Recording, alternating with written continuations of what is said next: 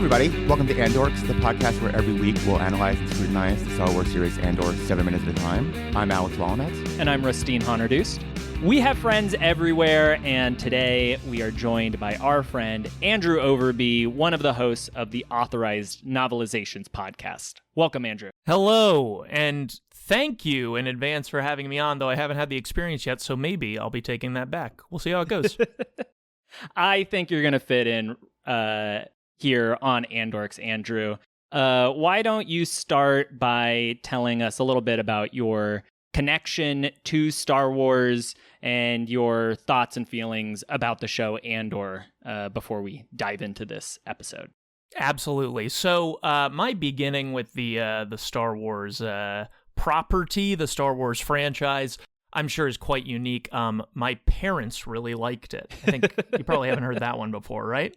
My parents made me watch it when I was a child, and I don't even think I was aware that it was 3 different movies until probably, I was in my teens. It was this one endless movie that I would not even watch in order. I would just see scenes from Jedi, and then I'd see scenes from Star Wars, and then it was just these cool guys were fighting this other cool guy. And as a kid, it just lights up your kid brain, right? Mm-hmm. So, and I'm 34, so I'm 8 years old when Phantom Menace comes out. I think like a lot of children, I go to Phantom Menace with my dad. My dad's life is in tatters after he sees it. I'm having a great time.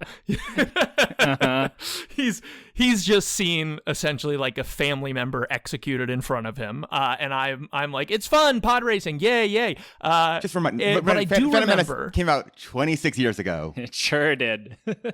26 years ago. That's the math behind and it. And your dad sure. watched Jar Jar Binks execute his childhood on the silver screen. I do remember my dad coming out of there and going, Liam Neeson was really good. And he was right. Mm-hmm. But as I sort of came to be a person with their own thoughts and feelings, the second and third movie came out. So Clones and Sith.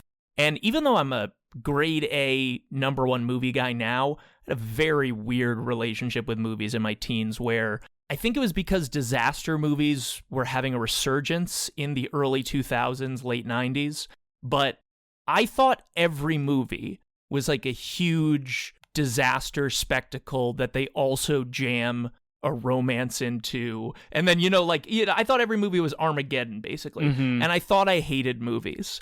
And I do remember watching Attack of the Clones and being like, of course, it's another fucking movie. They put a friggin' romance plot in it. It's ruining everything. And I was right, of course. All this but damn I was just kissing. wrong about that. Do you think that was like a pre... Yeah, I was just wrong about that being every single film. Do you think that was like a post 9/11 reaction of just like the output of giant destruction movies after 9/11 as a way to cope with it? Or do you think that was just getting older, getting a certain age? I am sure it has something to do with 9/11. It's sort of interesting because we see the proliferation of stuff like the reimagined Battlestar Galactica, which is really going, hey, think about 9/11. We are not skirting it at all. What if 9/11 was 10 times bigger? And then, yeah, you're right. There's all these disaster movies that don't have the cojones to say it, but they're going, does this evoke anything in you? Does this make you think of anything you maybe went through recently?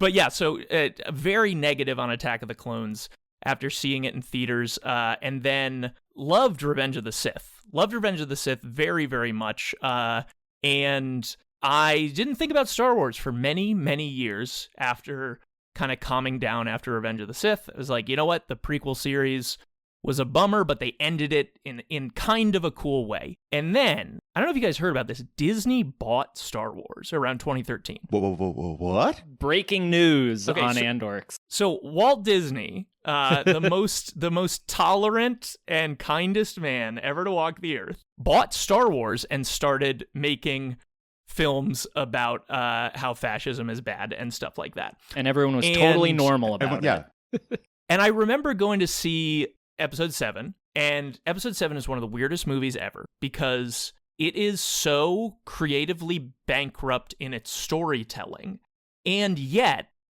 the characters are incredible. The cast is great. They really knocked it out of the park with casting. I don't even think it's just the cast. I think it's like, I want J.J. Abrams to speak on this. I want to understand this at some point.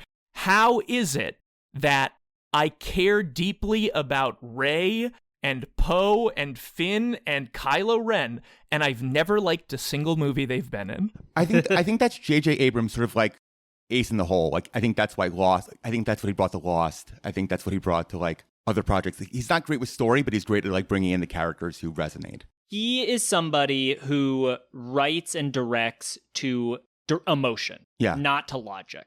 And so I think that also makes him a really great director of actors, that he is able to help the actors find what is the emotion that we're trying to convey in each of these scenes, in each of these sequences, and able to help shepherd them through the larger narrative that maybe doesn't actually make that much sense or hold up under that much scrutiny, but emotionally you believe in it. Yeah, his Star Trek is not a great Star Trek movie, but it's a good movie. Yeah, like the characters in there are and I do love those endearing. characters. Yeah. Mm-hmm. Yeah. You know, I think Rey particularly, I know we're here to talk about Andor, but I think Rey particularly is this absolute coup for Disney. I don't know how J.J. Abrams did it. It's a character that's obviously conceived as Luke Skywalker 2.0, lives in Sandy Place, is sad, dreams about Sky, you know, it's all there. But something very key to the Daisy Ridley performance is that it isn't the petulant teen boy Luke Skywalker performance. She has her own sort of quiet agony that I think is maybe, only hers in the Star Wars world. So anyway, all this to say, and I want to say, by the way, I'm not one of these people that hated The Last Jedi for incel reasons. My inability to get laid has nothing to do with it. I just didn't really vibe with 7, and then 8. I thought there was so much good stuff in, but Andrew, thanks for coming on the podcast.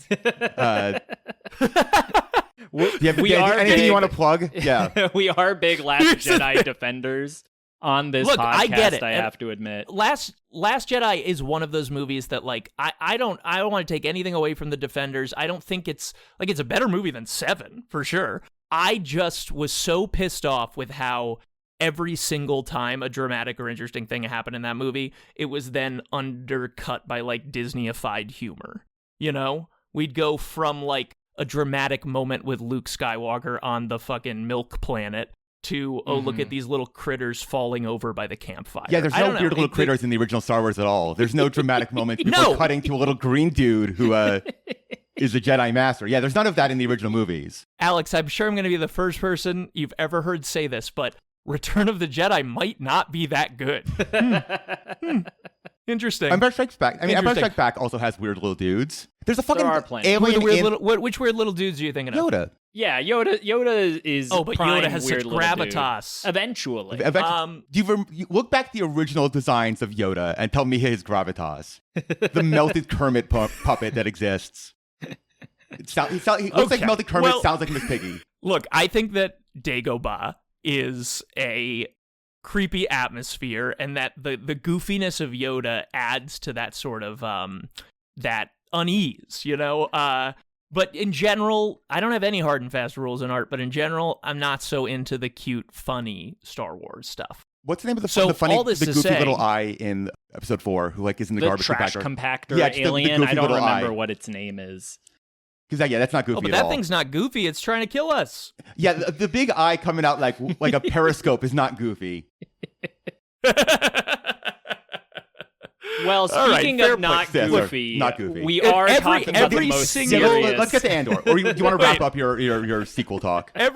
Every single conversation you guys have must just end with people yelling, "These are all for kids" at each other, right? Pretty much. That's what we're circling here. Not to like rehash the same thing. Like, I think what I've really enjoyed about doing the show is the like weird intersection, especially with Andor, of like these huge, incredible politics, and then just the weird shit happening on the screen. Like that is what makes Star Wars Star Wars. And to me, it's the contradiction of those two things. Which is why one of the bits we have is we stop the show in its tracks to name every alien that shows up on screen in Andor, because that is what you do as a part of like an expanded universe story, is that all of these weird guys, like the guy on the phone booth next to Tim has a whole backstory somewhere in the Lucasfilm archives, and we only get a small peek at it in Andor. I mean, how many characters got their names from the Kenner Star Wars action figure line? Yeah, or the Topps playing cards and the RPGs, or just a name I made up. I mean, exactly. I literally on our Rogue One episode of Authorized Novelizations podcast, when we read the novelization, the game I had everyone play at the end of that episode was name this character, and people would say, you know, the actual name of the character, Cassian Andor, and I'd be like, I don't think that's fitting. I asked you to name him. Do you remember what name you came up with for Cassian Andor? Somebody said something like Leadus or something. It was something with a lot of weight. It sounded like a Roman scholar, you know? Anywho, I basically lost interest in Star Wars is the point. Well, that's the end of the series. It ends with it ends with 8. There's no ninth movie. You couldn't make another movie after something called The Last. Yeah. And that's doesn't make any sense. And then they went to doing Mandalorian and Grogu, and then. So how did you come to Andor? And what was your mental health like when you came to Andor in relation to Star Wars? All of this to say, look, I people had to really drag me back for Andor because I have no ill feelings about The Mandalorian, but I just wasn't in the mood for an adventure. I don't watch that much TV. Movies are better than TV. And I just wasn't feeling it. And so when the 30th person told me Andor Season 1 actually rocks, you got a free sub, and you have to check it out, I just said, okay, fine, I'll look into it. And I should have goddamn known, because one of my favorite movies of all time is Michael Clayton, and I should have known that fucking Tony was gonna bring it. But yeah, immediately loved Andor, have more of a complicated relationship to its second season than its first. The first is just like absolutely perfect, no notes. And as much as the second season is going, let's do 5 seasons of a show in one season, I actually think the first season accomplishes that better. For a moment, I maybe he wasn't doing well health-wise, but man, Tom Wilkinson would have ruled if he was in Andor. He would have been great. Tom Wilkinson took a little detour into very Christian movies for a while. I don't know if it's because he believed in that or whether they were just paying him real well. I'm just imagining Tom Wilkinson on Gorman with an armful of baguettes. Do you think it's possible he wrote the Luthen for Tom Wilkinson? I could see that. Yeah, it's very... Luthen is very Wilkinson. It's very...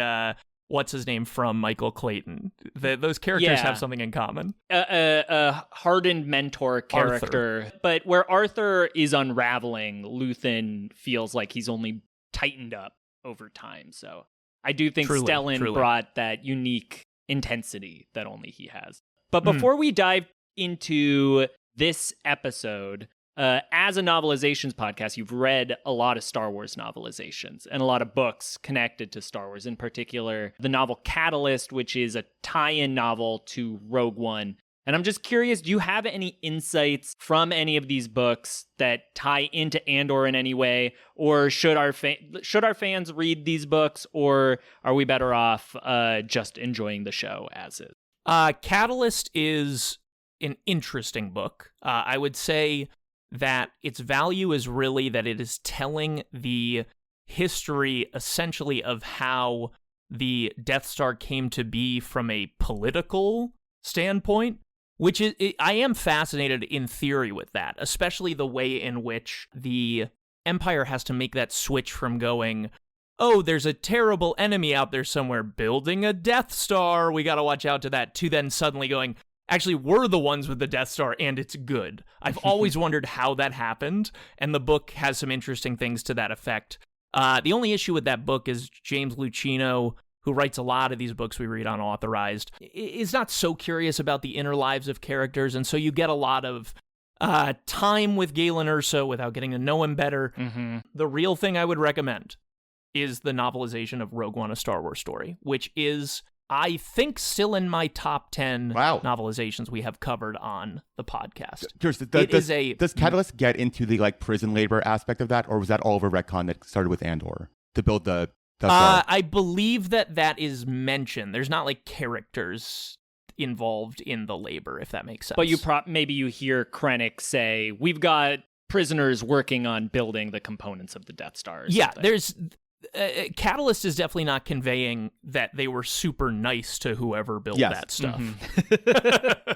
Mm-hmm. What is about novelization, Rogue One that makes it so great? It is basically a perfect work of adaptation in the sense that it tells the story from the movie, but does it in a way that is exciting to read as opposed to exciting to watch. So it drops a lot of the spectacle. It is very, very character heavy. You are in characters' heads all the time. You are like learning about people's past. They're like thinking about, oh, when I was blah, blah, blah, and now I'm in friggin' Rogue One, and that's crazy. And also, there are just these breathtaking passages involving the big events of the film. Like, for example, when Jeddah is destroyed. That's correct, right? That it was Jeddah? Yes. Okay, when Jeddah is destroyed, Alexander Freed writes about 12 passages that are different perspectives of the blast hitting the ground from some characters we know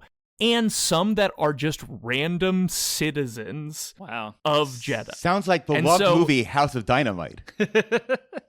And when I say beloved, I cannot put enough air quotes on there. To the point that Rusty is now lowering my mic because I said loved too loud. I think I could we wouldn't talk about Andor if I started talking about House of Dynamite. That, why build a house out of dynamite? It was a bad idea from the start. Looney Tunes ass house out of dynamite. Yeah. When the son of the family...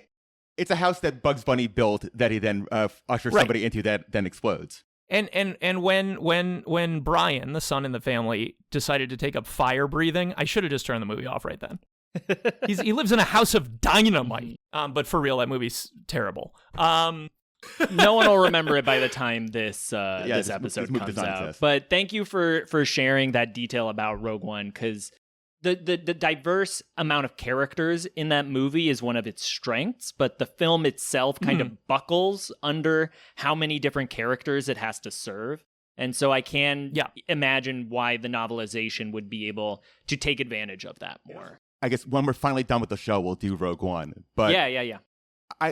I'm always curious. Like, it feels like there was a big rewrite on Rogue One. That, like, my guess is the original version is Galen is much meaner, and they kind of made him more sympathetic in the rewrites. I am hoping and praying that by the time we get to covering Rogue One, somebody will talk about what happened behind the scenes, because Tony Gilroy has repeatedly refused to dive into the specifics of what happened.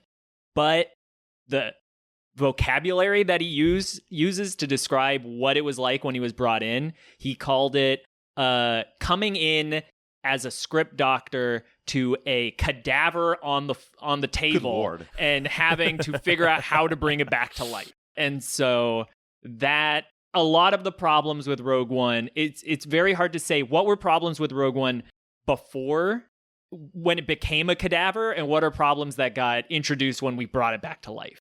And that's the thing I've always been so curious about that movie.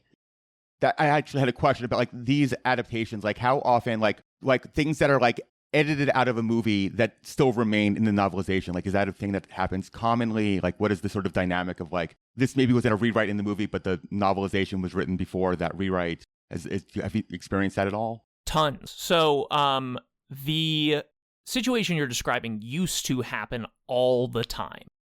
Because there was less oversight on novelizations, and so back in the 60s, 70s, 80s, they would give an author the script, and they would go, please write the novelization of this film we haven't made yet. And then as the film was getting made, they would rewrite it. They would just totally throw out scenes or whatever. So, for example, one of the most interesting novelizations to read probably is The Thing by Alan Dean Foster.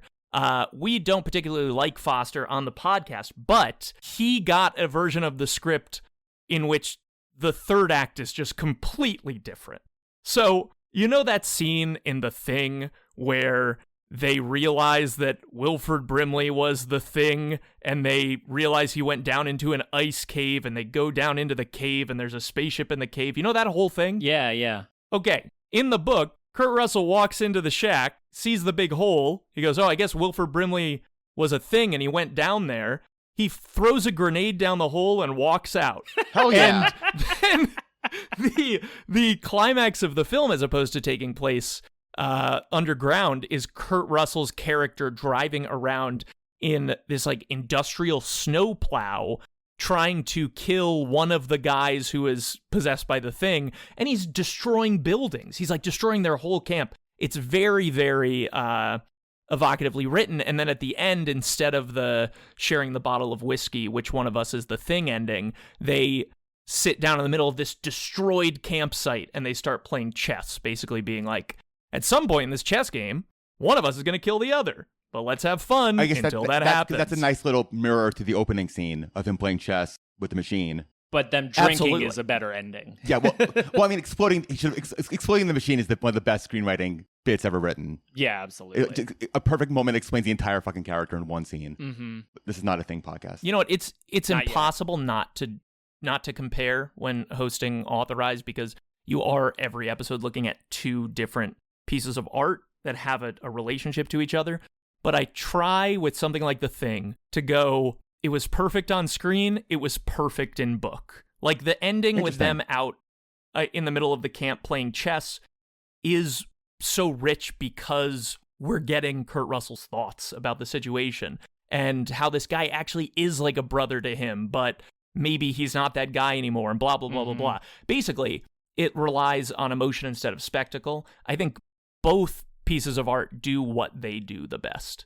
Cool. That's really cool. But as the decades go on, and I will stop talking soon, I promise. As the decades go on, there's way more oversight on novelizations. I would assume, yeah. And so, especially a Star Wars novelization or a book, like they have so many gatekeepers keeping an eye on everything to make sure everything lines up properly, I'm sure. yeah, the Star Wars thing is a double-edged sword because George Lucas had respect for the medium of the film novelization. Star Wars writers are allowed to add stuff in, but they have to add stuff in and then get it vetted. They have to get it run by a ton of people. So the good side of it is, like, usually the Star Wars novelizations are very well written because LucasArts or Lucasfilm or Disney threw a buttload of money at these guys. But also, like, you're not going to get legitimate artistic flair or deviation or anything. Yeah. I listened to your episode on the episode 3 novelization and how ecstatic you guys were for that one, which is rough audio. Episode 5, rough audio. It sounded okay. And yeah, that one is able to add so much texture to a story that many people struggle with. So I'm definitely going to recommend our listeners check out all of your Star Wars related content if you want to avoid having to read all these books yourself. I've got one last question before we get to the episode, if you don't mind, which is in honor of the now deeply departed WTF podcast. Who are your Glupshitos? Who are your guys? Oh, my guys in the Star Wars universe, I'm going to have to say young himbo Han Solo from the movie Solo. I feel like he and I would Glupshitos really... have to be little freaks. He's too hot to be a little freak. Oh, he has to be a little freak. Yeah, so the Glup, do you know the well, Glupshito? We've already established I don't like the cute ones. Can a droid be a Glupshito? 100%. Yeah. Okay, look, call me uninspired. R2-D2 is a dang freak and I love him. Well, accept it. So I accept it because I'm picking that guy. Mm-hmm. Yeah, go ahead. No, I was gonna just say I think the definition of a Glupshido is that when they appear on screen, you would ecstatically yell in excitement, and any normal person sitting next to you will look at you like you're an insane person. So I agree that whenever R2-D2 shows up, I'm happy, and a normal person sitting next to me is going to be like, what did you call that thing? Well, jettisoning the little, but keeping the freak. I do feel a lot of kinship with the big worm on the meteor. There you go. That's yeah. If that one ever returned. Yeah, that's like anytime I get a little tickle in the back of my throat, I'm like the worm on the meteor. The Millennium Falcon's in there, and Millennium Falcon is in where's there. his prequel series? Somebody's doing, Amazing Journey or whatever that movie's called to my body right now. Do you think that Space Slug is related to the snakes in Beetlejuice? I feel like they have very similar vibes. They could be a shared universe. Beetlejuice is in the Star Wars universe too. Why not? It feels like a sentence the Dune, that's like... the Dune worm, the Exogoth, and the snakes from Beetlejuice. They're buddies. It's a sitcom. The three of them have moved to San Francisco. I think you're being racist to snakes. Like, if we were describing any group of people and you were like, I think they're all related, that would be a huge problem. One of them is a worm. Okay. So all worms and snakes know each other. It's like the axis of evil. Like, you threw North Korea in there so it's not Islamophobic. Exactly. Now you're getting it. All right. I think with that, we are ready to dive into the final 7 minutes of episode 4, Aldhani. And when we last left Andor, Vel was standing over a diorama of the Aldhani garrison. And today we learned that this Alkenzi airbase is a supply depot for weapons, as well as the entire payroll for an Imperial sector. And their plan is to get inside the vault and take a freighter out loaded with cash. And the way she describes it sounds so simple, but Andor sees that escaping a garrison armed with TIE fighters isn't going to be easy. They'll be lucky to see the horizon on the suicide run, he says, which to this crew is precisely why they think they can pull it off. There's minimal security here, and no one is stupid enough to try and steal from it. To which Skeen helpfully adds, "No one's stupider than us." In his little hammock. I can say, for me, this arc is where Andor started really clicking into place for me. Like, Andrew, what was your sort of experience watching Andor? When did you sort of fall in love with it? Given that I'd heard all this hype, I was a little let down by the first arc, episodes 1 through 3. I thought that the scene between Andor and Luthen at the end of 3 had a lot of electricity to it, and that made me excited for the future. But I frankly don't feel that invested in the characters from Andor's past or his home planet. And when you reached out to me, I said, I don't want to do the last 2 episodes of season 1. And it's because that whole thing where they're back on the planet and there's a parade and a riot. I don't got much to say about that. That doesn't do much for me at all. And look, the actress is great. I've loved her in many things. I don't give a rat's ass about beaks. I am tears through that whole episode. So just goes to show how art hits different people differently. Well, I'm a genre freak. And by that I mean, maybe I'm heartless, but I really do want to go see movie about a slasher killing everybody, or a movie about a heist, or a movie about trying to escape from inside a whale. Well, we were in the heist movie right now. Mm-hmm. Well, that's what I'm saying. Yeah, that's what I'm saying. So it switches over in episode 3 to 4 to, oh my God, this is the best television program ever made, and it at the same time introducing so many characters, and each one of them that is part of the Aldhani heist could carry their own television series. Yes. There's a moment at the very beginning of this sequence where Vel goes to pick up the roof of the diorama, and Nemik quickly jumps in. No, it's fragile. Let me pick it up. The glue is fragile on this diorama, and it's just so amazing. It tells Nemik you has so a lot much of experience about him. painting his space warhammer. In another life, if he wasn't living under a fascist empire, he would have an incredible collection of Gundam figures. a DSA D&D guy. Yeah, he's a Warhammer 40K guy. Yeah, we all agree. But yeah, like you're saying, we get into this. We're getting a full-on heist movie in this arc, which I agree is one of the most exciting parts of this show. Do you have any thoughts about any other thoughts about this crew or this heist before we dive into the specifics of what their plan is? I mean, so many. First, can I ask you a question about the nature of the podcast? Yeah. Okay, so the part of this episode that I was asked to watch, as you say, is about 10 seconds into the diorama scene is when the part begins. Have you been doing these episodes where sometimes it cuts mid-sentence? Yes. Although I do my best to avoid it being mid-sentence. The basic premise of the show is that we have split each episode into 7-minute chunks, but sometimes it's 7 minutes on the dot and other times it's 7:55. And so that gives me a little bit of wiggle room to try to do the best I can. As funny as it would be to always end it mid-sentence, I think Rusteen's system has worked well so far. I wanted to end You guys launched this podcast because you have the attention span of 2-year-olds and no object permanence. No, it's the opposite. We are obsessive about 7 minutes. We're going to spend an hour talking about 7 minutes. It is Vyvanse, the podcast. We are locked in.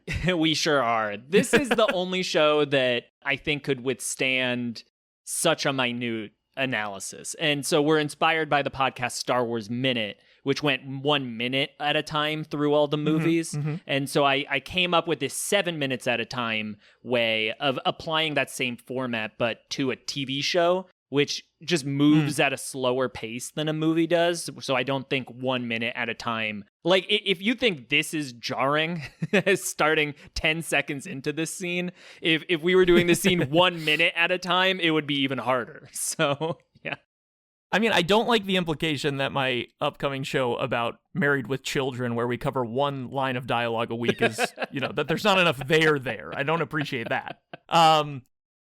But I must comment on something that comes from 5 seconds before this part starts. Yeah. Please, Go yes. ahead. Everything is the rules. earlier is text. You can run freely.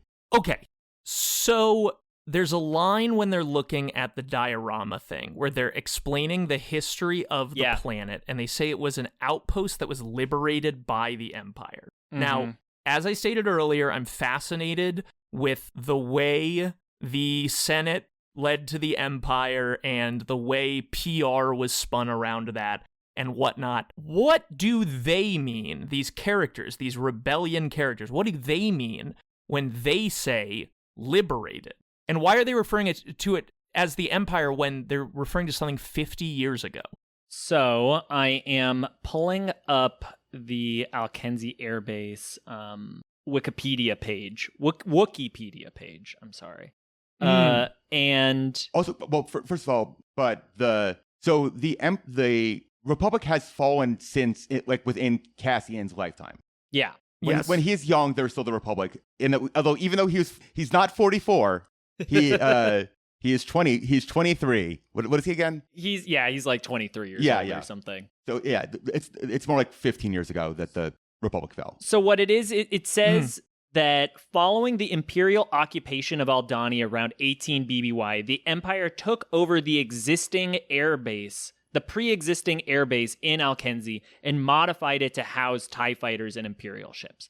So there was either a Republic airbase or some other kind of neutral party airbase on this planet that they then took over. And this is an example of the Empire rechristening everything after the turn from the Republic to the Empire as becoming a part of the Empire. It is also Vel using that terminology sarcastically. Of maybe that's this was what I was going to say. It has to be sarcastic if that's true. Yes. Yeah, exactly. Okay. I still don't feel good about them calling it the Empire because we all know old people who could just never let go of saying Soviet Union. So I don't believe that people who were there 15 years ago are saying Empire, but we can move on. But yeah, I think it's something we've talked about before, but there is this extra context to the show that really adds, which is that not all bad things in this universe happen because of the Empire. The Republic also did a lot of bad things. I think that is an important thing that keeps reappearing through the show of the Republic was also not a good political system that led to a lot of really bad outcomes. I think this is just another reminder of that. And because the Empire took notice of this airbase and then also discovered the cave system within, and that is when they stepped up their presence on Aldhani and really turned Alkenzi from an airbase into a total Imperial facility. Okay, asked and answered. I feel great. I believe the sort of forced displacement of the Aldhani was Empire though. That started with the Empire. That was not with the Republic. Yeah, exactly.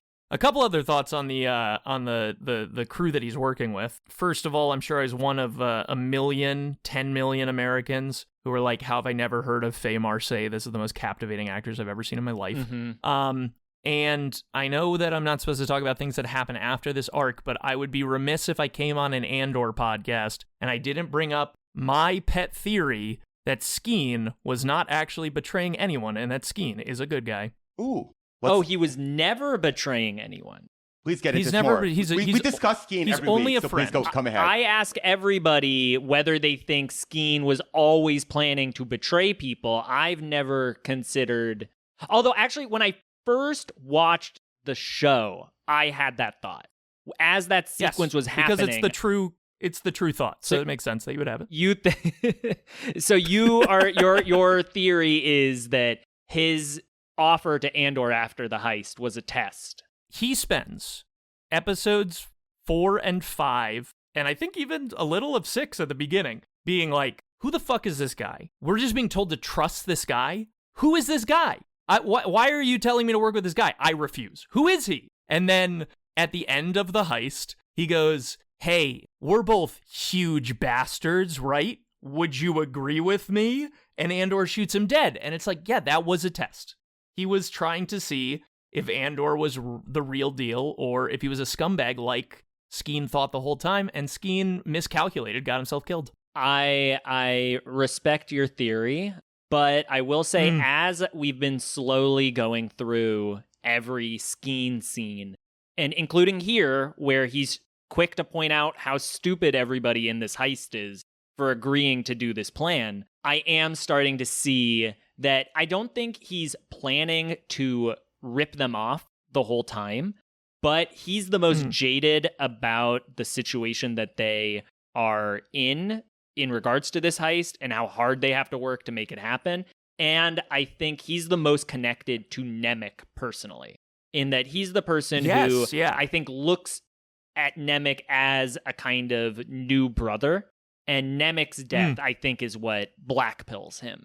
And then once Nemik dies, I think Skeen tells himself, see, this rebellion isn't any good for anybody. It's just going to get us all killed sooner rather than later. And I may as well die with a couple million credits in my pocket as opposed to getting crushed by it like Nemik. Well, look, as they say, opinions are like assholes. Only mine is good. So I respect how you feel. Getting back into the crew and what this is the scene where we really get to actually learn what it is that they're trying to do here. With Vel pointing out that there's these old stones that rest on what used to be the sacred river, and Lieutenant Gorin explains how every 3 years the Aldhani people congregate here for an event called Makhani Briani, or the Eye of Aldhani, which I love that it has like a little bit of like a rhythm to it. Well, I believe that are the Aldhani. Yeah. And so that makes sense. It sounds like the similar language. And thousands make the pilgrimage to this sacred land to see what looks like 50 meteor showers at a single time. And Gorin explains that this has become a sad affair now that everybody has been relocated, but the Eye is still unforgettable. And Nemik can't help but chime in to explain what's actually happening, which is that the Eye isn't really a meteor shower. It's a recurrent band of microcrystals around the planet. And when the planet passes through this kind of miniature asteroid belt, they explode in the atmosphere. And on the ground, it looks beautiful, but in the sky, it's chaos. And they have charted an escape path through the Eye that will allow them to run away with the money without the Empire being able to track them. When afterwards. Nemik gives that clarification, Skeen should have given it a wedgie. Leading to my increasing theory that they are just Nelson Muntz and Martin Prinz. Yeah. Two friends together. I do love a moment here where Andor's like poking holes in their plan. He's like, you're going to have to take that thing 50 clicks away. Yes. And Nemik's like 52 clicks. And then he's like, and God knows how quickly they're going to catch up to you. And Tamarin's like, it'll take 9 minutes. We've counted it. And he's trying to poke holes, and they're trying to prove that they're serious about this. but it also reeks of like desperation and overcompensating. That they're like, no, we know what we're doing, I promise. No, I sort of took it the other way. I took it as they are just like, this is what they've been doing for fucking 6 months. Mm-hmm. They have thought of every fucking possible outcome, and it is the insanity of this plan that makes it possible. Yeah. Otherwise, I agree with that. I also think that I disagree with the idea that Skeen's comment about them being stupid is him demonstrating doubt about the plan or the situation or their likelihood of success. I feel that everyone in that scene is emoting, yeah, obviously this is a crazy suicide mission. We're doing what we believe in. We are owning it. And I think even in that moment where Skeen goes, yeah, no one's as stupid as us, or we're the only ones stupid enough to do this, I think he's being like, because we're the only ones who believe in doing things like this, that it's worth it. I agree that I love the confidence of everyone just shooting down Andor's criticisms. It's a key element of sort of the cool heist movie. You know, it is Danny Ocean saying something and fucking Rusty correcting him. Like that is their dynamic. You know, oh, we're going to have to go down 11 floors to get to the vault. 11 and a half. That's you know, we've seen that before. So Skeen should be in the background eating a piece of food, like Brad Pitt in every scene. Yes, totally. Just gnawing on a root. Yeah. Like Bugs Bunny. Where did he find a fucking burger? Yeah. That would be a real sign that he's going to betray them if he had a cheeseburger. Yeah. But yeah, should we wrap up this scene? Yeah, this episode that we're doing today is kind of based around two roundtable discussions. We have our Aldhani crew here preparing for a heist, and then we transition over to Coruscant for a very different conversation. Yeah. That's like transition noise. Yeah, we find just a great opening scene of just in silence, Dedra and Blevins just staring at each other in just the brief moment. And they're like two siblings who have been arguing and waiting for mom and dad to come in to like educate who is right. How long do you think they've been standing in that room? Like, how long does I bet Partagaz as a power move leaves you waiting in that room together for at least 5 minutes. Yeah, I think they were waiting for everyone to leave, and then they're like, "So you're next, huh?" And they keep waiting. But it's also great because once Partagaz comes in, he says "speak," and you could see that like Dedra goes to speak and just can't get there fast enough, and Blevins beats her, and it's such a great little moment. And you don't even need to zoom up; like you could see it from far away. Her just like, shit, like I blew it. So on that note, before we get going, Andrew, any thoughts on any deep thoughts on Blevin? Or possibly not Dedra. Too many deep thoughts on Blevin. I'm going to throw out something that I think we can all agree on since I said that Last Jedi stuff before, which is Dedra Miro, good character. Yeah. Mm-hmm. It's a good show. Just fascinating character. And I really am so impressed with the way Gilroy gets a lot of, in the Aldhani arc, there's a lot of people talking about like morality and going, oh, these people had their religious beliefs, but then the Empire didn't want them to have it anymore, so they messed up their culture, and you're like, that's wrong, and you know, whatever. But this thing that Andor does over 2 seasons, where it sets up Cyril as a character who believes in the Empire because he does believe in doing good, and he believes that's what the Empire does. Mm-hmm. And Dedra, who's like, I know that this is evil shit. I believe in evil shit. I just find those characterizations so fascinating. And yeah, this is like a key moment for her where she is starting to bump up against like, okay, in order to actually support something so fascist, you need to give up a little bit of your individuality because you are trying to make sort of yourself a hero in this situation, or you're trying to like follow the hunch. And what's the line he says to her? I think I wrote it down. It was, you're supposed to be competent and tucked away. That's why we have people like you here. And so he's, he's just stating like, be less of a person, please. Could you be less of a person? And I think Dedra over the course of the 2 seasons basically goes, yes, I can. This is a mirror of the opening scene with Cyril, where he goes to his boss and says, let me investigate this murder. I think there's something bigger going on here. And in both cases, they're getting shut down. But in Dedra's case, she is more shown the ropes of how to navigate the system. Like the difference between Partagaz wants her to succeed. Yeah, exactly. Yeah. Whereas Hein does not want Cyril to succeed. He wants to kick Cyril the fuck out of Primor. Yeah. So yeah, I think to get back to that scene, back in like I said, Blevin gets to answer first. And they're still fighting over who has jurisdiction over Ferrix. Dedra says that the Sarpath unit that was recovered at the scene has been traced with theft at an airbase under my jurisdiction. While Blevin says she's great line. She's overreaching to increase the size of her portfolio. She should spend more time on the security at her bases and less furthering her career. Just all catty British people. That's the Star Wars Empire rule. It is such a great little like back and forth between them of like both of what they're saying are technically true. You know, like we know that Dedra's right about this theft happening at her airbase is connected to what happened on Ferrix. But then Blevin's also not wrong that like maybe if your airbase was more secure, none of this would have happened. Yeah. No, Blevin's just like, in my notes, I'm like, he's like a pitcher calling balls and strikes on each other's arguments. He's like, okay, you have a fair point. No, that's too far, but I'll give it to you. Like, he's kind of just going back and forth as advocating this argument. Yeah, because after Blevin says that, like, Parago's like, too far. Like, you overdid it. Yeah, so then Dedra explains how the Sarpath unit is, I think she brings it like, is very important to the rebellion. I think that's where her mind is at, as opposed to just a random crime. Which it is kind of a random crime, right? Though. Like, she is wrong in this sense that, like, the Starpath unit, Luthen said over and over, I don't give a shit about the Starpath. I care about you. But she is at least picking up on the fact that, like, somebody who stole this Starpath unit is exemplary, and this warrants further investigation. Yeah, well, Partagaz goes like, people also steal things for money. Like, yeah. Yeah, I love that line. What does the Starpath unit do again? It's called a MacGuffin. Function of such a thing? It's called a MacGuffin machine.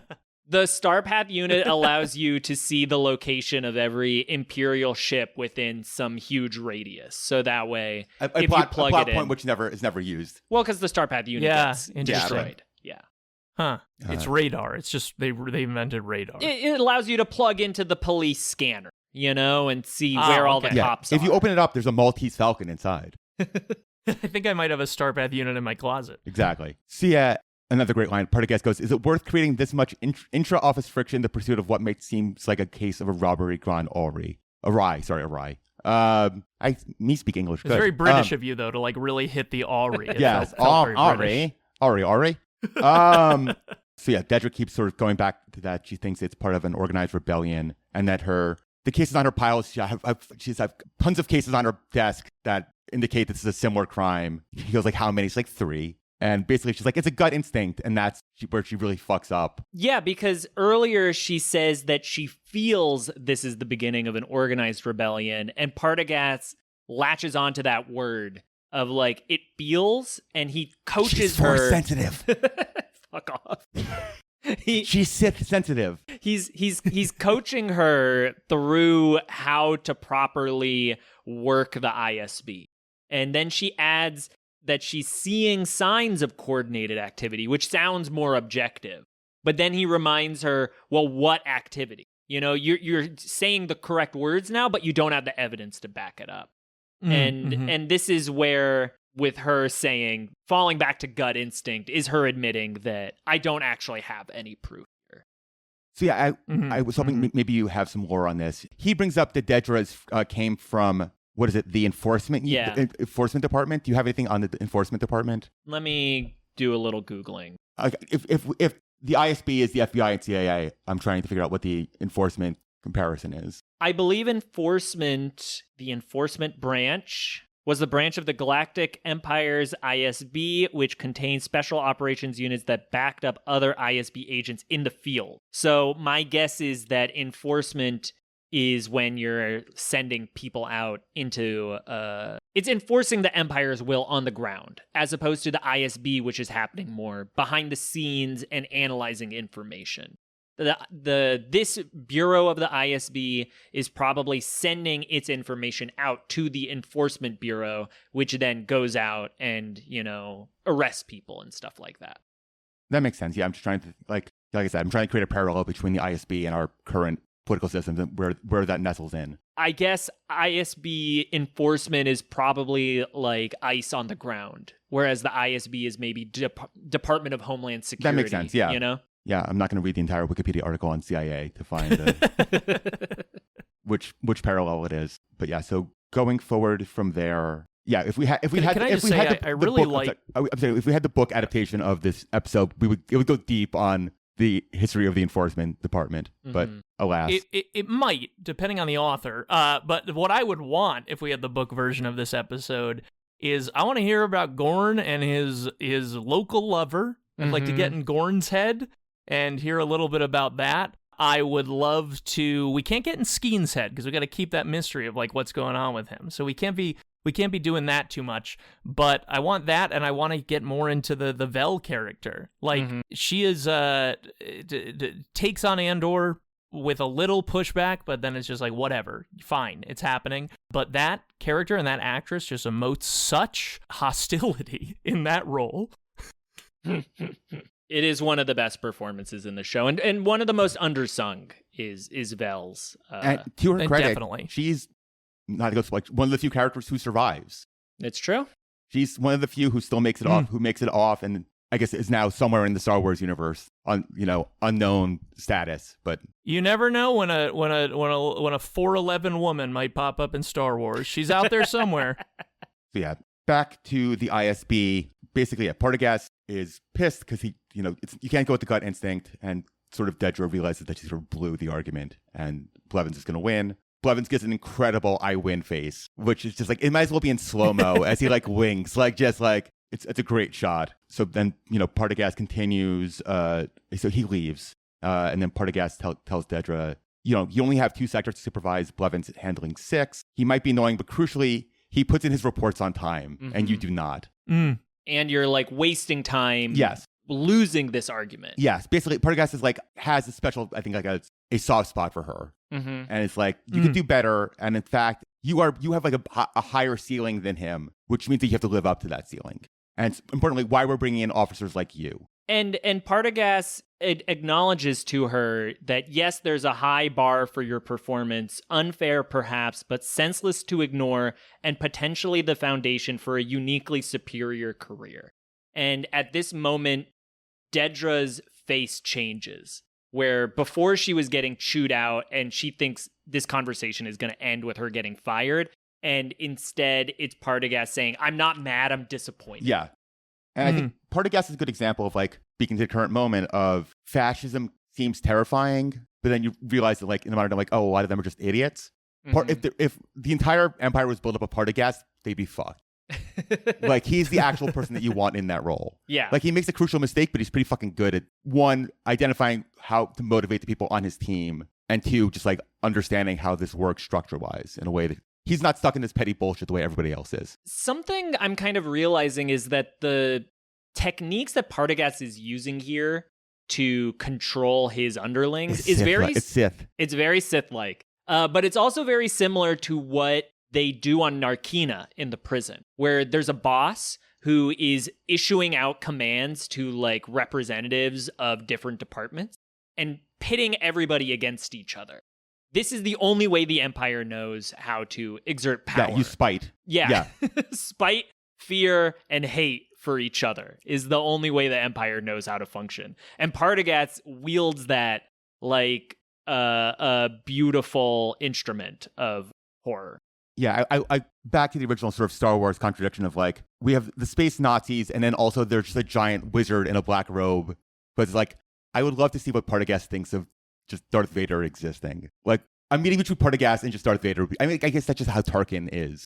Yeah, exactly. I want to see, I am so sad we never got to see Palpatine in the context of this show. Because I think it would have either been amazing or it would have completely blown up this show and what the magic of it is. And I kind of wish we could see what it looks like. Now, do you two agree with George Lucas that Palpatine looks all messed up because when he shot the lightning out, his facade of normalness fell away? Or do you have common sense and think that he got the lightning turned back on him? It was the lightning. It's one of the craziest things Lucas has ever said. He's basically like, that guy always looked like that because evil people are fugly. And Lucas. he used too much lightning, so he couldn't keep his beauty shield up. But then why couldn't he put it back up? Why couldn't he put it back up? It's a great question. Is it the Shel Silverstein poem about ugly faces? As long as you're nice, you can never be ugly. As long as you're mean, you're always ugly. He just believes that is science. Yeah, if a person has ugly thoughts, it begins to show on their face. Yeah, he just believes in that poem. That only works one way, by the way, though, because I've walked up to people on the street and been like, you must be so mean. Like, that's not good. But yeah, speaking of two really mean people, we've got Partagaz and Dedra. Partagaz continues to sort of gas Dedra up a little bit, and he goes, I was impressed with your detention numbers from Sevtalk. Is there anything we know about Sevtalk, or is that just they've made that up for the think it's line? Just a name. Sometimes you just got to make up a word when you're writing Star Wars. Yeah, exactly. Far above the quota, I may be sending more of that sort of your work your way, and she's dismissed. And then as he leaves, she does a big comic big sigh. Yeah, thanks, yeah. And again, this is Partagaz manipulating her of yes, I just dressed you down. Yes, you fucked up, but here's a cookie. Yeah. A little compliment sandwich. Blevins can't see this. If Blevins, Blevins is gone, so I secretly like you. Yeah, you're actually my favorite. You two are making a lot of really intelligent comparisons where you go from Andor to real life, and you're saying this thing in Andor is like this thing in real life, which I understand is part of the premise of the podcast. I'm having this thought in sort of the other way, which is, to me, I think we're probably all somewhat similarly politically minded, and to me, a lot of the sort of neo. Yes, totally.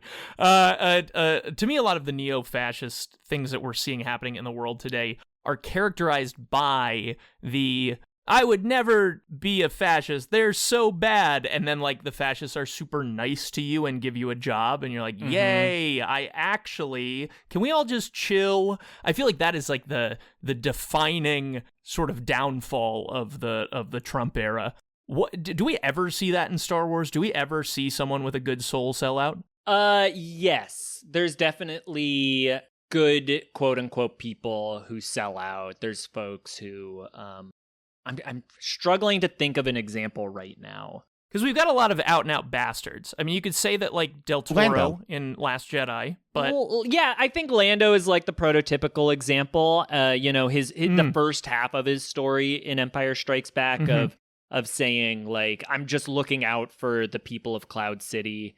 They promised me you weren't going to get hurt, but then that deal keeps getting worse all the time, is definitely the prototypical version of that. And then there's people all throughout who will betray for a buck. DJ, Benicio del Toro from Episode 8 is the other version of that. I wouldn't say he's a good-hearted person who fucks up. He's just a Benicio del Toro character. He's just an out-and-out bastard, yeah. Yeah.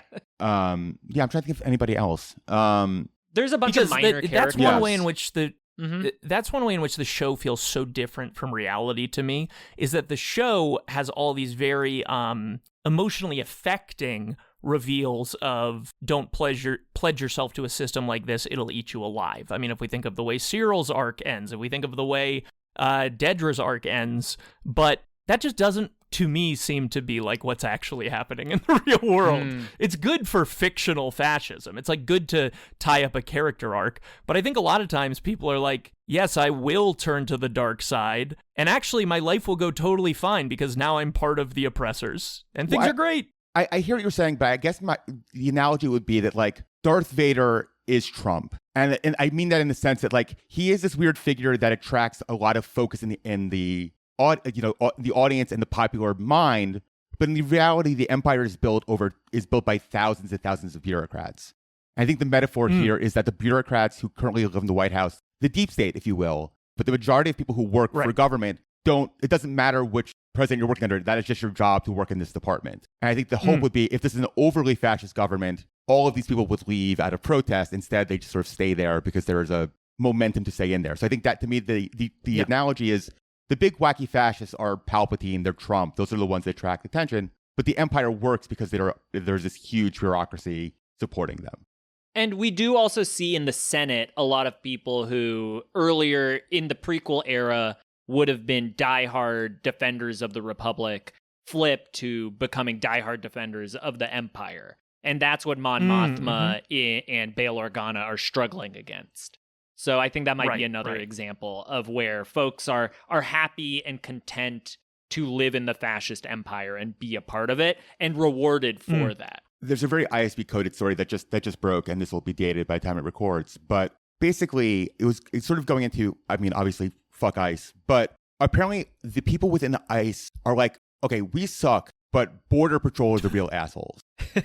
And Border Patrol and they are like, Border Patrols are the ones who are going out at these raids and being like massive assholes. We as ICE are like, we've been doing this for a while and we have like a structure to it. And basically they've been pushing back at the Trump administration being like, Border Patrol is making it worse. Like, we have a system here, like, get rid of Border Patrol. And the response by the Trump administration was to fire all of the ICE department heads who are responsible.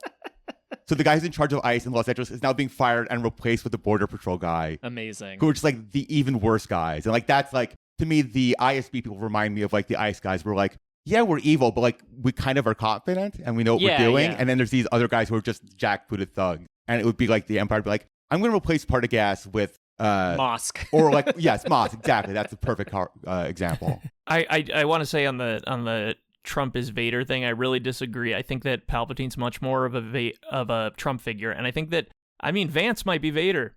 He's like a little soldier, a little unquestioning soldier, you know? It is hard to imagine Vader leading an empire in the same way that it's hard to imagine Vance leading the Republican Party. I don't think Vader has any aspiration to lead. I think he's he does offer his son to kill the Emperor, and they can rule like father and son. So that did happen. I'm sorry. Terrible movie, Return of the Jedi. I mean, if anyone is willing to sacrifice. I'm saying if anyone is willing to sacrifice their son for political power, that is Donald, not Vance. Yeah, exactly. You could take Eric and Don Jr. You can take as many as you want.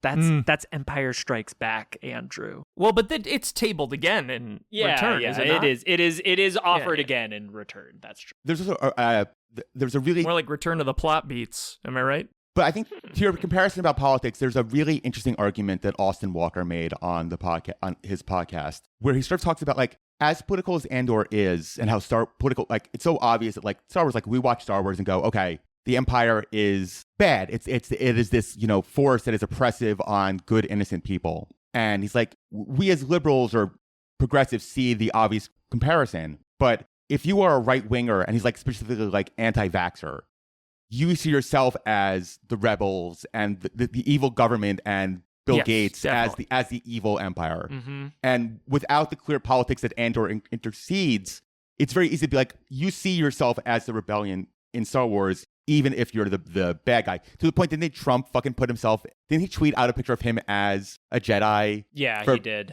For May the 4th be with you.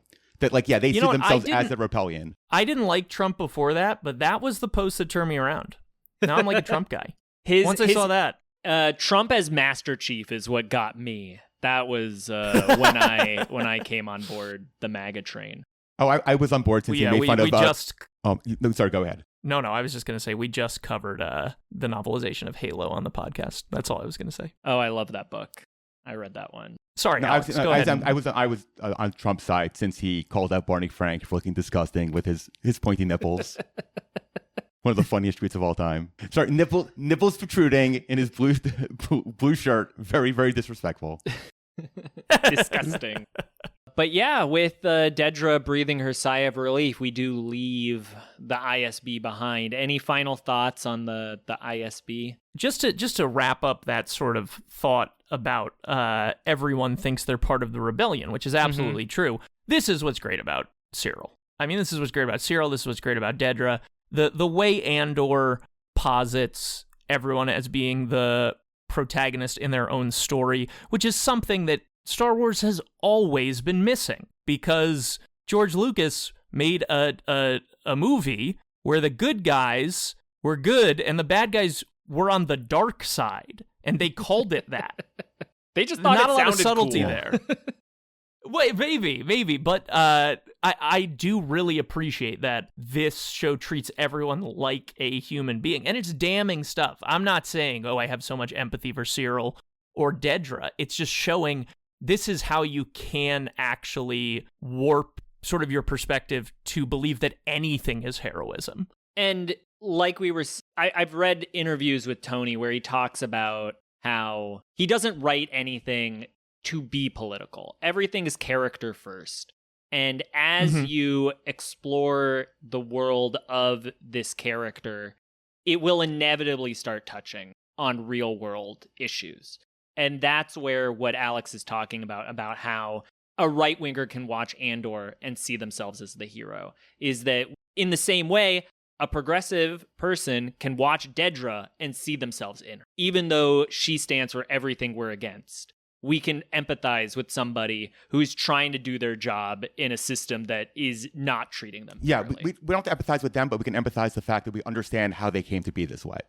Like, I think the context that Dedra came up in an orphanage, to me, is such a crucial, key understanding of her character, that she's just been raised in an uncaring, fight for what you can get within the Empire since she was born. So the ISB is nothing new to her. This is what she's been doing since she was a child. And just a little bit of love from Partagaz will fuel her for weeks to come. It would have been so hilarious if Gilroy had said that thing about, I don't mean to bring anything political in it. I just follow the story where it goes. And then he just made a very pro-Empire thing. He was like, I just found that they were the good guys. I don't know. I didn't bring any politics into it. They got bills. It's just Palpatine in the mirror looking at his craggy face and being like, look at what they did to me. they made me like this. What I saw when they handed me Andor, what I saw was a story of an emperor who was so alienated, so alone, dealing with old age without a partner, with a young apprentice that he could never truly know. Oh my God. I think we talked about this last week, but I would really love to have the Emperor as a late Nixon figure, like a Lion in Winter, as things start to fall apart. Of just well, in the novelization, he of course literally makes Nixon tapes. He records all of his conversations. It's hilarious, and uses that to show that the Jedi tried to assassinate him. It's so funny. Robot Halderman. Well, we end this episode by returning to Aldhani, and we find Clem and the rest of the crew as they are eating their horrible, disgusting dinner around a campfire. Cassian looks like he's going to throw up as he tries to chew whatever the hell it is that they're eating. And then that's when Tamarin arrives to give Clem some homework, which involves the specs for the Rono freighter that they're going to use to escape, as well as the base's layout, and an Aldhani phrasebook.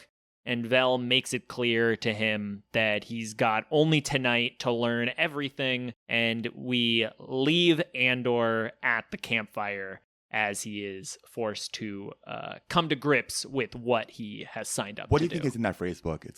It's probably stuff related to the eye, and May also, I use the bathroom, please? In Donnie. Donde está la What an biblioteca? Yeah, this is so nitpicky of me, but I really miss sort of the prestige television episode endings of early era HBO and Breaking Bad and Mad Men, when they would just the end of an episode would, even if it was an emotional moment, it would kind of leave you going, holy shit. Yeah. I gotta see next week. And a lot of these shows, as perfect as Andor is, it falls victim to this.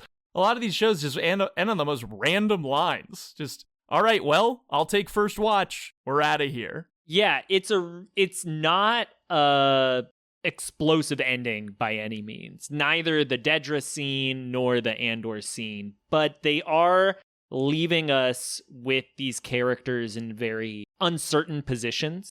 We last saw Cyril getting slapped by his mom, Dedra getting knocked down a peg, and now Andor about to go on a suicide run. So at the very least, I think the intention is that we as the audience have no clue who is going to come out on top by the end of this series of episodes. But also with the hindsight of knowing how the season's structured, we have this kind of beginning, middle, and an end of this Aldhani heist arc.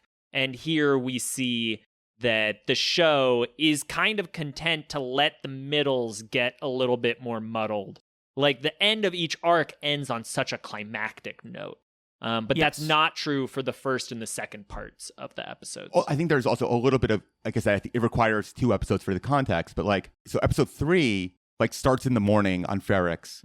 Like it's a crack of dawn, and this is the first time. Is this the first time he's going to bed, or did he go to bed the night? There was a night. There was a night before this. There was a night where he went and got the Starpath unit and was alone in the ship. But I guess, but since he's been from Ferrix to here. Oh yeah, this is all one day. This is all one day. Yeah, exactly. Yeah.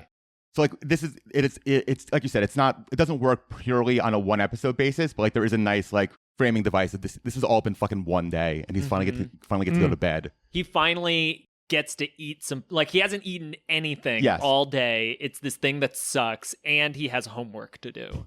Which as a 23-year-old, we know Andor would not be happy about having to do his homework. I think that really Gilroy is attempting to make movies here, which is what he does, right?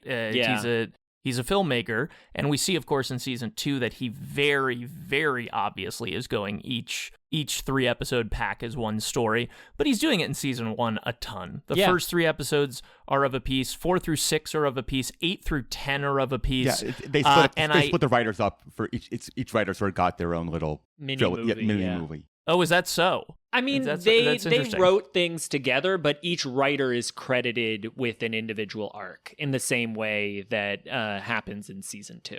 So it's like each writer and each director gets an arc. It's just it's an interesting way to do television because it leads to these situations where we loved everything we saw in this episode. This is such a good episode, episode 4. Did the characters have arcs? No, maybe no, but it's because it's this middle brick in the wall. I don't know. I just kind of like, I'm sorry to be such a basic guy, but like there were lots of like Breaking Bad episodes where not much happened, but a little something weird would happen at the end. You'd be like, I mean, I think next week they'll tell me what that's about. That's what we've lost, I think, in the streaming revolution is just like not the filler episode, but just let's focus on this character and just sort of see what their vibe is about. That adds so much richness to whatever inevitable conclusion you have because you now have the context for that character. And it also gives you a constraint that we only have this one episode to explore this moment or this character. What can we pack into it? Which then gives you that constraint to explore things to the fullest.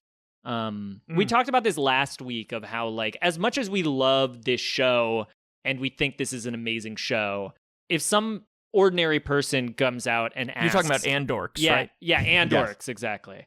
But if some ordinary person asks, like, what's the best TV show of all time? We might say Andor, but there are other shows that are more natural. Yeah, I would say Mad Men or Sopranos before Andor. Yeah, just because those are more emblematic of the peak of the form. Whereas, especially like Alex and I are both screenwriters, and so we're very interested in the ways that Andor manages to buck the way that TV shows normally operate and still works where other shows would have failed. I think like the interesting like TV show you could make that's more traditional is like not to zoom to the end, but like using oh my god, what's the fucking planet they're on at the end of the show? Why am I blanking? Ferrix? No. Yavin 4? Yes, like you could have the people on Yavin 4 of Mon Mothma and Benjamin Bratt, or Jimmy Smits, whoever's available that week. Like there's a show engine there of here's what's happening on the ground, and you always return to that base, and you bring in other things. Like there's a show there that is a much more traditional TV show format. Yeah, that I think you could do a lot for, but it's the. I think the perfect example is The Sopranos, where The Sopranos has season-long arcs, but there's always an arc within an episode, even if it is just one character. It's always this character is having a midlife crisis. How's that going to go in the mob? And you've got all these season-long stuff going on, but at the end of the episode, this minor character is like, I've come to peace with getting old, or whatever. What if Cassian had to go to a therapist every episode, but as a weird little alien freak? Just alien Melfi every episode. He would never go to therapy. Well, neither would Tony, and yet, that's the show. Bix makes him go to therapy. I'm doing it for Beaks. For Beaks. But with that, we have reached the end credits of episode 4, Aldhani. Andrew, thank you so much for joining us on this journey. Do you have any final thoughts about this arc or anything else that you didn't get to touch on in the record so far? No, I'm a big fan of Andor. I'm really excited to rewatch this show probably like every couple of years. Mm-hmm. Season 1, I think, is an absolute masterpiece. I envy whoever is on the episode where you're doing episode 7 and you discuss why in Star Wars they also have shaven a haircut as like a like what's going on there. That's the most distracting thing I've ever seen. But no, I love the show. I love the experience of talking about the show, and I had a great time. Thank you so much for joining us. Is there any other part of the show would you like to come back to do the shave and a haircut, or is there some other sure. arc or character? No.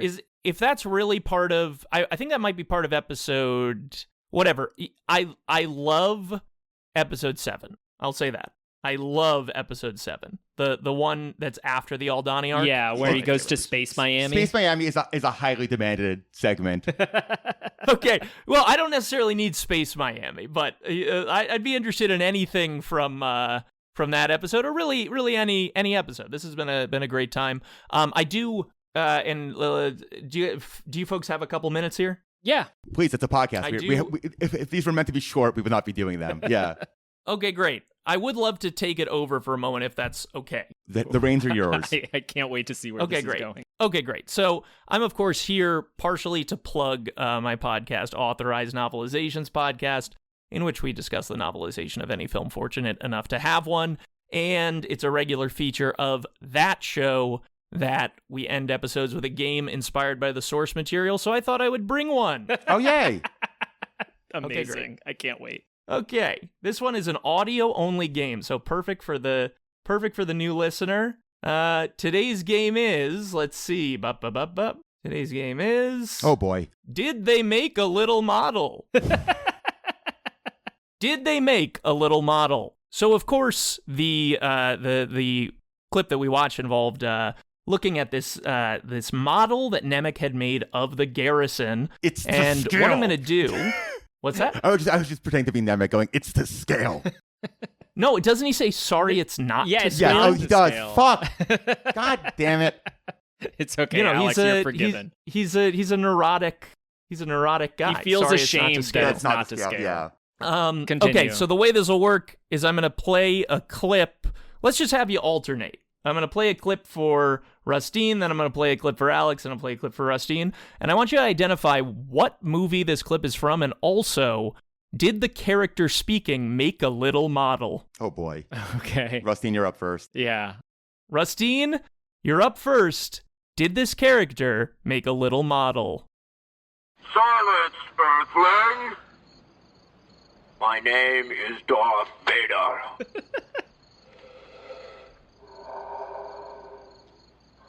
I am an extraterrestrial from the planet Vulcan.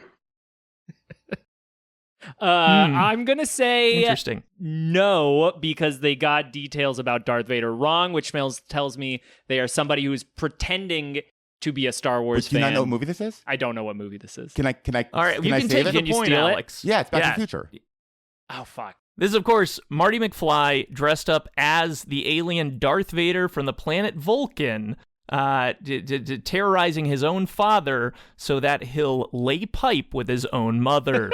I'm not a Back to the Future guy. It's okay. Well, you get 1 point because, of course, yes, it is a situation where he did not make any sort of model in that film. So I still get the all right, point. Alex. Okay, so we're even. How do you feel? You ready to go? We're tied right now, 1-1 Yeah, on I'm not points. gonna know it. It's to be really embarrassing. Rusteen's gonna get it. But yeah, go ahead. Incredible. Well, that's teamwork. Yeah. You know? All right. Did they make a little model? And all I get back is that fucking face on your face! Oh, it's Did they make a Hereditary, little and model? yes. This is, of course, a clip of Toni Collette from Hereditary, and yes, she made a creepy little I watched it model for the first time like 2 of days their ago. own. Oh, wow. It was like the only Ari Aster I'd not seen. You know, I was thinking after seeing Heretic, I was like, if you have a friend or a spouse who makes little models of your own home, you're probably in a horror movie. In case it is a clue on another one, I will not name the movie that I'm thinking of. But Okay, well, let's see. we'll Let's get back to it see. at the end. Yeah.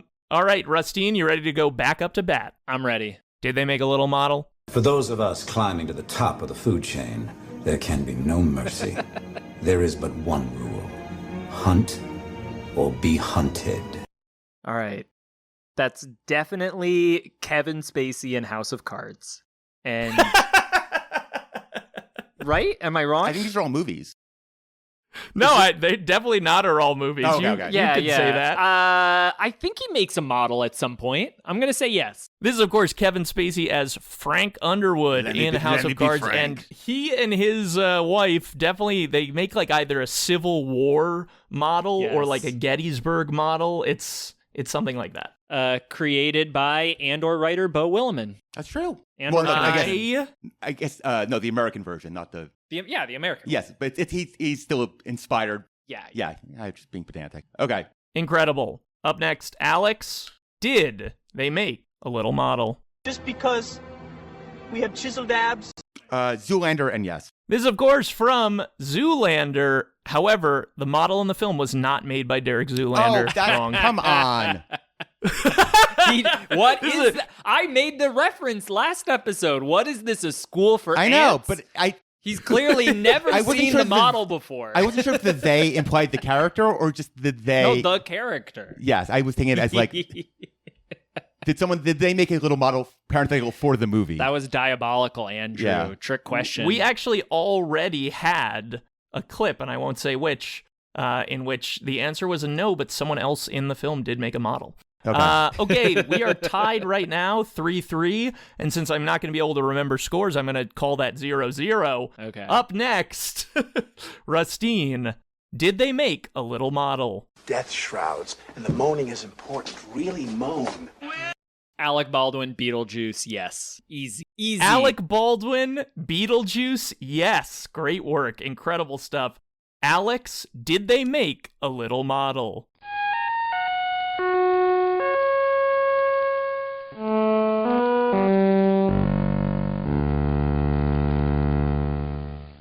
Did the person playing that on a keyboard make a little model? So it's Encounters of the Third Kind, but the guy who plays the music does not make a model. It's Richard Dreyfuss who makes a model out of mashed potatoes. But is that true that they're different play people? The keyboard? Does he come up with the sound? You obviously know this movie better than I do. I thought he played the keyboard. He doesn't play the keyboard? I think there's the weird guy there's the musician there. There is like a guy at the site where the UFO shows up. Richard Dreyfuss I'm looking this up. He's not the one playing the piano. Okay.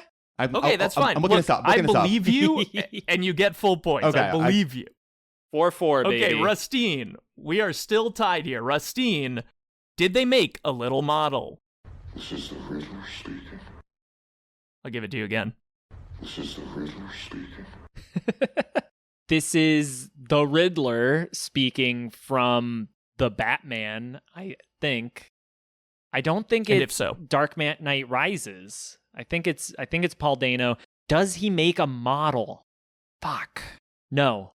I regret that. This is, of course, from the Batman 2022. Will it ever get a sequel? Maybe not. And when they pull up the Riddler's carpet, he has made an entire model of Gotham City in preparation for flooding it. I should have known. Fucking. You should have known, but here's the thing. You didn't. Alex, are you still Sorry, in your I'm too busy research looking hole? up the YouTube clip of Close Encounters of the Third Kind.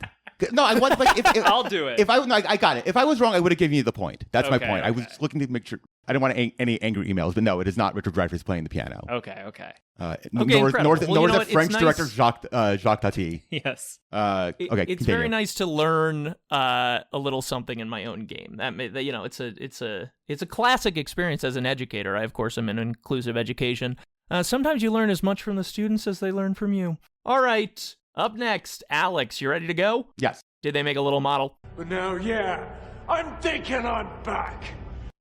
Yeah, I mean, it's John Wick. Does he make a little model? Can you tell me which John Wick that is? Oh, it's the first one. Okay. If that's true, does he make a little model? Wait. The look on If Alex's that's even face true. is... Yeah, I have never seen him look with so much concentration. There's a lot of darkness in the soul Does it matter? No, it's 1. Don't worry about Okay, that. okay. Just tell me if you made a little model. That's what matters. Yeah. Is it something he's doing in his house with his wife in the opening segment? I'm gonna go with yes. This is, of course, from John Wick 1, and this guy never makes a little model. Okay. Nope. So we're still tied because you both only got half credit on that last one. Only one question to go for each of you. Rusteen, your final inning. This is like top of the 9th.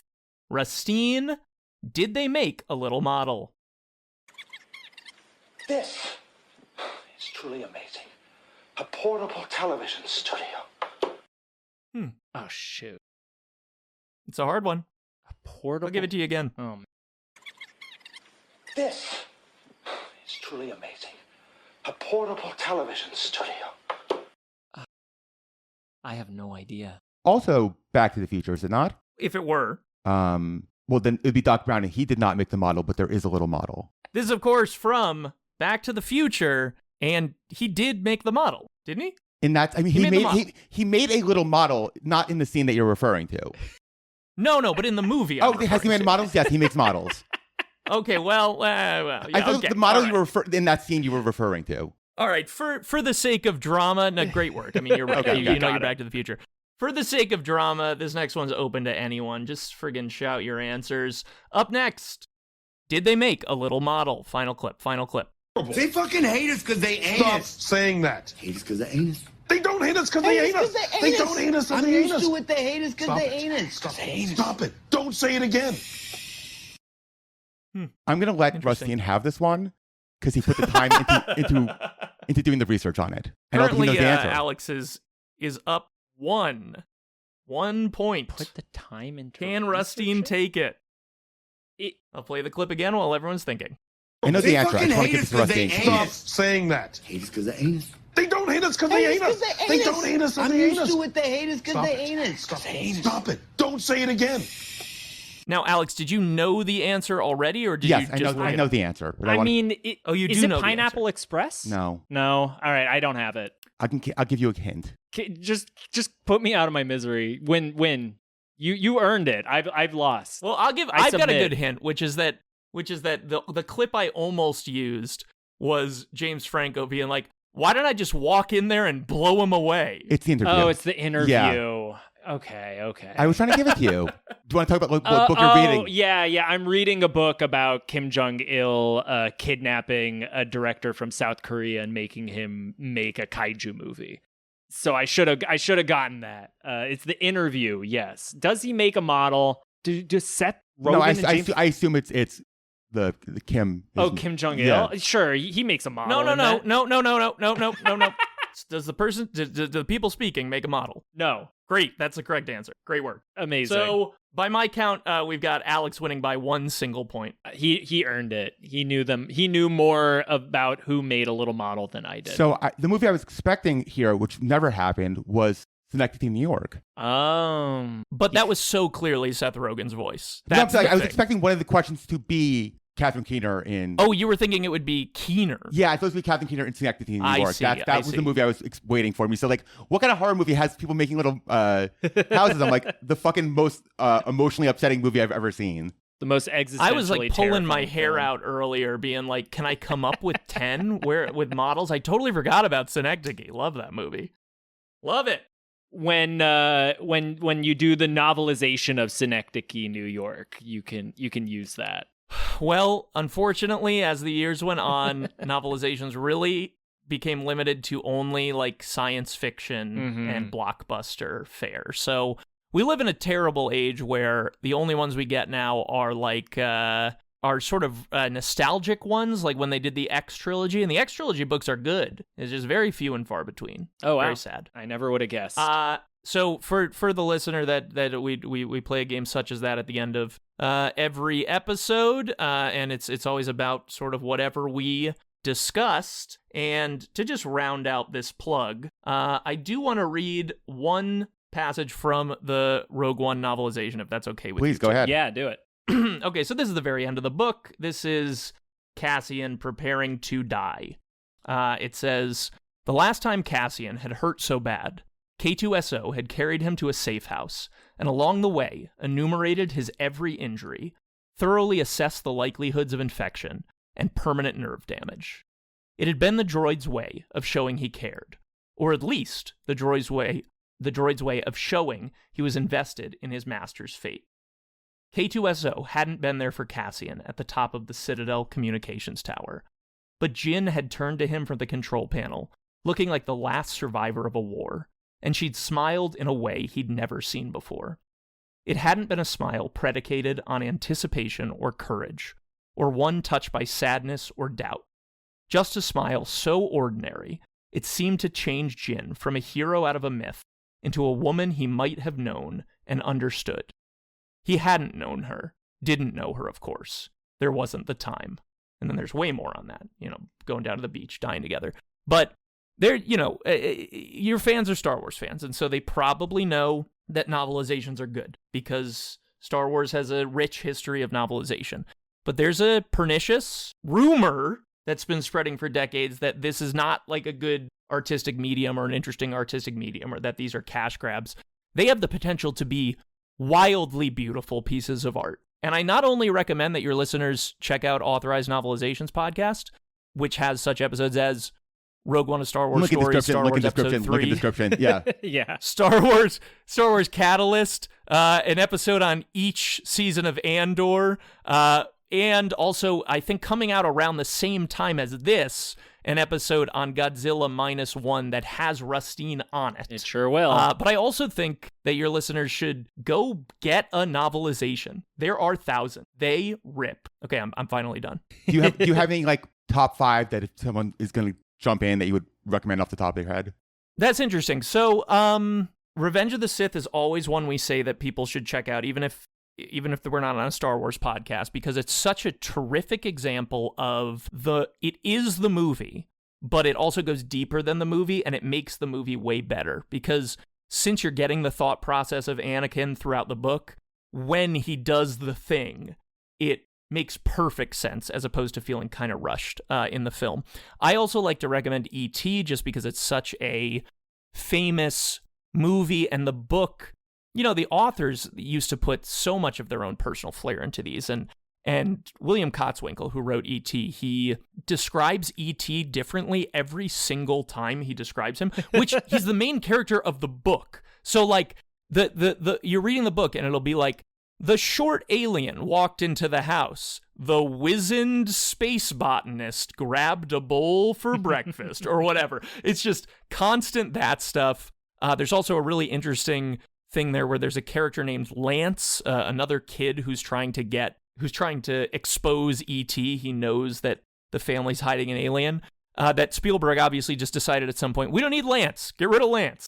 Goodbye, Lance. Fuck that kid. So yeah, those two, and then the best novelization ever written is Cowboys and Aliens by Joan D. Vinge, and Snakes on a Plane is really good too. Cowboys and Aliens. That is a movie no one has thought about. I don't think even Jon Favreau remembers he made that movie. Joan D. Vinge, of course, was a prolific Hugo-winning fantasy author who did several movie novelizations like The Santa Claus and what else did she do? Lost in Space. And she got in this terrible car crash and her hands got all messed up and she couldn't write anymore, which was like, the thing she had done her whole life. And she went to years of physical therapy. And then once she was able to write again, the first job she got was the novelization of Cowboys and Aliens. And she puts her whole soul into that book. It is a triumph. You will care about the cowboys and the aliens alike. That's a ringing endorsement for the Cowboys and Aliens novelization. Thank you, Andrew, so much for sharing that with our listeners. Thank you so much for letting me talk that much about myself. The game, I was not expecting it, and it was incredible, so thank you. Yeah, thank you, guys. This has been such a pleasure. Yeah, I'm so excited to cover Godzilla -1 with you guys. The only thing I care as much about Star Wars is Godzilla, so we're going to get to cover everything. There's no Shin everything. Godzilla novelization, is there? No, I don't think so. Oh, that would rule. The Godzilla -1 novelization, though, is written by the writer and director of the film, though. Okay. So I'm very interested, a sneak preview for anybody who likes hearing us talk about the politics of children's media, is I am fascinated by the politics of Godzilla -1. I have heard people say that it is pro-imperial. I've heard people say it's anti-imperial. I think it's a fascist movie. And I am hoping that by reading the novelization, I can come to a definitive answer on what the message of Godzilla -1 is. So look forward to that whenever that episode's going to drop. The last thought I want to throw out here is just something I thought of on the treadmill yesterday as my Spotify shuffled, which is Skeen would have loved Rage Against the Machine. It's like a huge bummer that Skeen died a long time ago in a galaxy far, far away. Nemik is listening to like lefty folk music, like Woody Guthrie or something, and Skeen is listening. Yeah, lefty jizz. whereas Skeen is listening to new metal jizz. In all the jokes that people have made about jizz, I feel like we haven't used the phrase soft jizz enough. Smooth jizz. We got to get that going. I like smooth jizz. Smooth jizz. Smooth jizz makes more sense. Do I dare make that the episode title? You will know Smooth if you're jizz. listening to this episode. But Andrew, thank you so much for joining us. We'll have a link to the episodes of Authorized in the show notes, and we would love to have you back sometime. So incredible. I'd love to be back, so it sounds like that might happen. Yeah. We'll see you soon. Yeah, for everybody else, please be sure to rate, review, and subscribe on your podcast platform of choice. Send us an email at andorkspod@gmail.com. You can follow us on all of the social medias at andorkspod. And we will see you next week for the opening minutes of episode 5, The Axe Forgets. See you later, dorks. Bye, dorks.